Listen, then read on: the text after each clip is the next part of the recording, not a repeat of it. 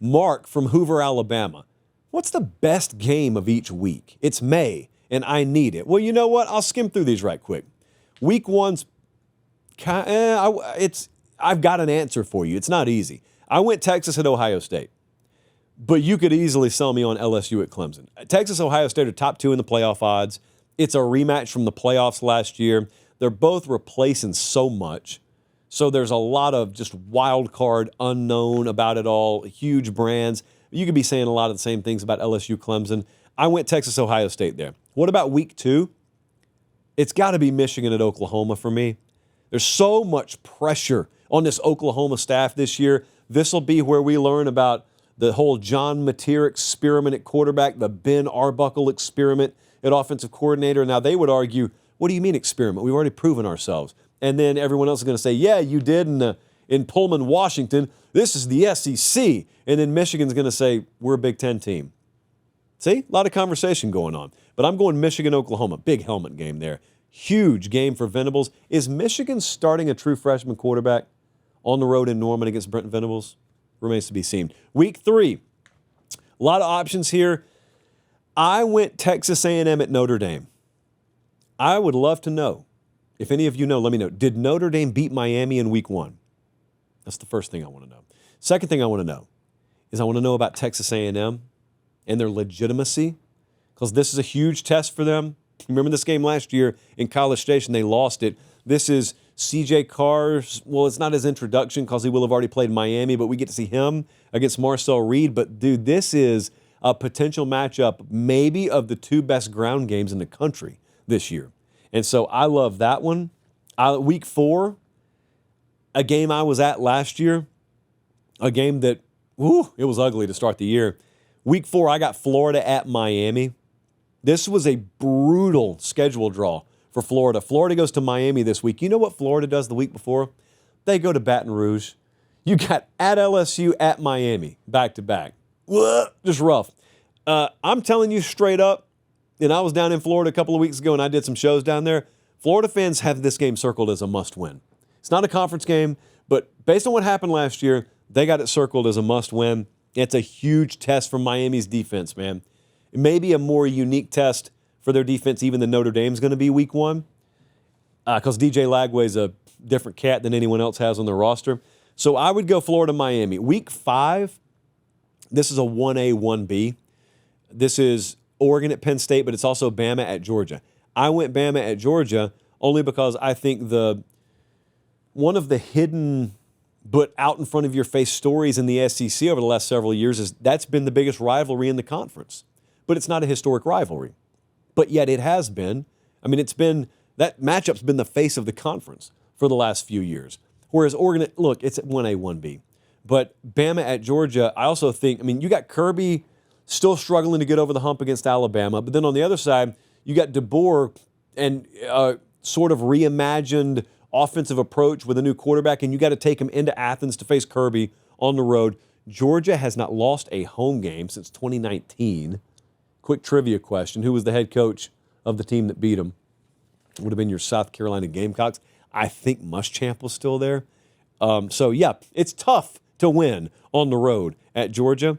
And you got a lot of wild card there. You got two new starters at quarterback in that game. The next week is one that I am very excited about. Texas hardly ever plays Florida. Most of the time they hadn't been in the same conference. Last year this game happened and it was a blowout, but that was because Lagway didn't play. He went down. He was hurt for that week, I think is what happened. And so it was a non-competitive game. This right here could end up being one of, if not the toughest road games that Texas has played under Sark, if the dynamic is right. Now, if they go in there and get up 17-0 early, forget about what I just said. But if they go in there, and you mark my words, Florida scores early, that right there will be like the manifestation of what the Arkansas game was like for Texas a few years back, where you just walk into it and you get drowned. And you can't get up. You can't respond. Now, Texas is a lot better now than they were that year when they went to Arkansas. That may have been the first year even under Sark. But that right there is one of the underrated games of the year. Because if Florida figures out a way to win that game, and if they played it right now, I think the line would be under a touchdown. Texas favored, but under a touchdown. If they win that thing, first off, if they were capable of beating Texas, they're capable of beating anyone. And secondly, they'd be off to the races because they've already played multiple high-profile games there, and we don't know what they've done to this point. But I got Texas, Florida circled as one of the biggest games of the year. The next week, week 7, I'm going to roll the dice here a little bit. Second Michigan game already. Hey, quick timeout. Check and see if you're subscribed to the YouTube channel. If you're not, I humbly ask that you click subscribe. It's free. It doesn't sign you up for anything. What it does is it helps us keep this show free so we can just do college football year-round. All right, back to the clip. I got Michigan at USC. I've just got a feeling here that USC is going to be undefeated. And if that's right, then they would be 6-0. And if Michigan is going into Los Angeles and USC is 6-0, the Coliseum will be sold out. That will be the premier game of the day. We will be asking if USC is back, whatever that means. And for the first time in a few years, the focus of the college football world will be on USC. And if I'm right about that leading up to this, it will be. Now, it would help if Michigan beat Oklahoma. Like if Michigan's also undefeated here, which could be the case, then it goes without saying that's the game of the week. This is also OU Texas week, though. This is also Bama at Missouri. This is South Carolina at LSU. There are a lot of other big games this week, but I'm going Michigan USC. Week 8, I've got the game of the year in the Big 12. It's the third Saturday in October. So we got Tennessee, Bama. We got USC, Notre Dame on this day, Ole Miss, Georgia, but I didn't go with any of them. I went with Texas Tech at Arizona State because I think it's the biggest game in that conference this year. And these other games are big, but this right here is the biggest game in a conference this year to me. I think that both of these rosters are the two rosters that stand the best shot of having fringe national title potential in that conference.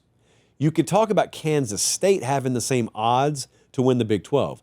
You could talk about Baylor having the same odds to win the Big 12. They don't have the kind of rosters, even at their best, to compete for a national title. Now, Arizona State may not either. Texas Tech may not either. They've got more high-level athletes than any other teams in those conferences do. So they're playing each other on this day. This could be the biggest Saturday of the season, by the way. Week 8 may be the biggest Saturday of the season. Week 9... this is a real good game last year. I chose Bama at South Carolina for this week. This was down to the wire last year. South Carolina's getting Bama the week after Bama plays Tennessee. So Bama's coming off a big rivalry game. They got to go on the road. This is a season-defining stretch for South Carolina. In order, they go at LSU, Oklahoma at home, Bama at home, at Ole Miss.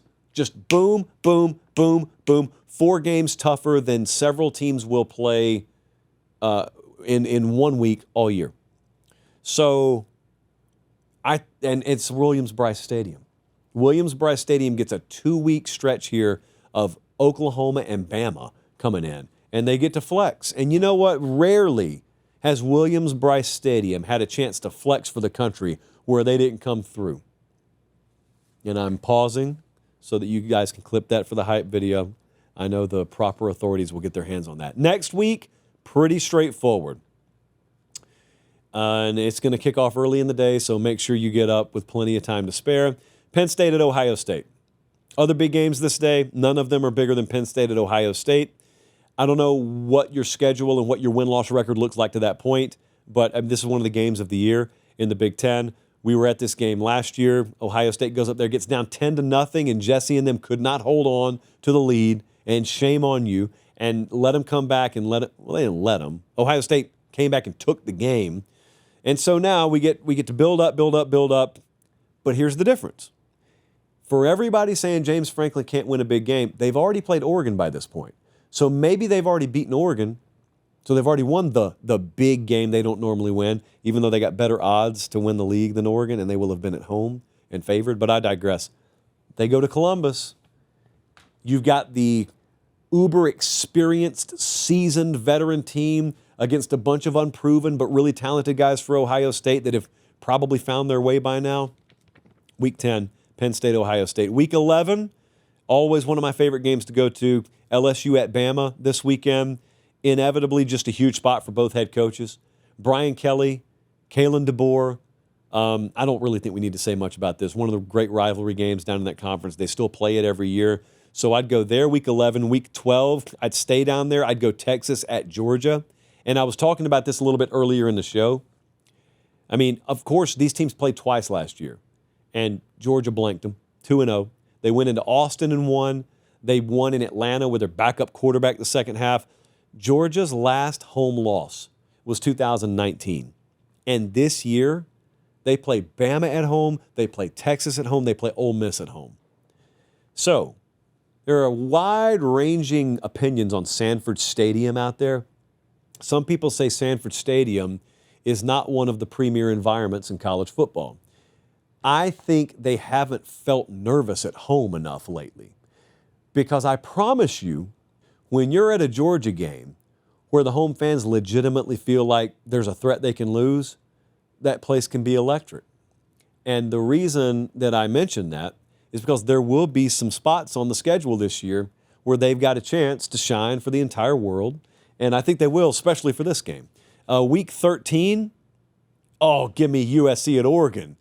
USC at Oregon, I don't know why, but I completely forgot they played 2 years ago. I had just had it wiped from my memory, but they did go up there. USC lost, and they go up there again this year. And there is such a hatred, just pure hatred. Hatred, but in sports the way God intended it to be.